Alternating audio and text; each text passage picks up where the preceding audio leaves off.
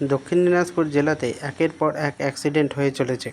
গতকাল কুমারগঞ্জের মোমিনপুর এলাকায় জিগাকুড়ি মোবাইল টাওয়ারের কাছে স্বামী স্ত্রী সাইকেল আরোহীকে ধাক্কা মারে একটি গাড়ি।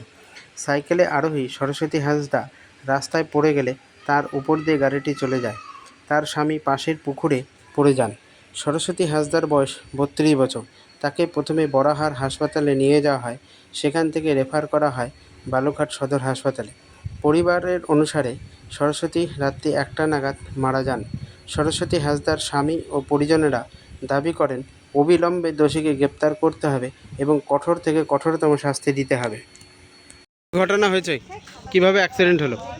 আমরা মোহনপুর থেকে বাড়ি ফিরছিলাম। মোহনপুর যখন আসতেছিলাম তখন পিছন দিক থেকে আমাকে ধাক্কা মারে।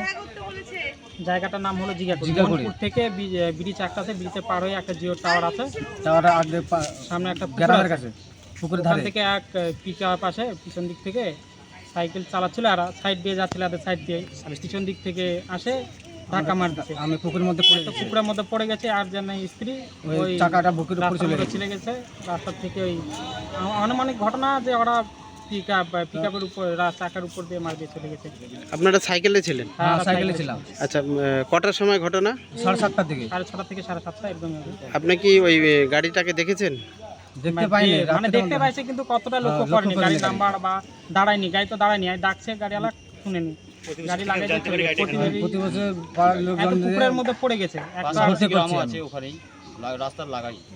আর ঘটনাস্থলে পুলিশ গেছিল? না, পুলিশ যায়নি। পুলিশ যায়নি। আচ্ছা, আপনারা এখন কি চাইছেন? আমরা চাই যেন কড়া ব্যবস্থা একটা করুক পুলিশ, দোষীদের সাব্যস্ত করুক।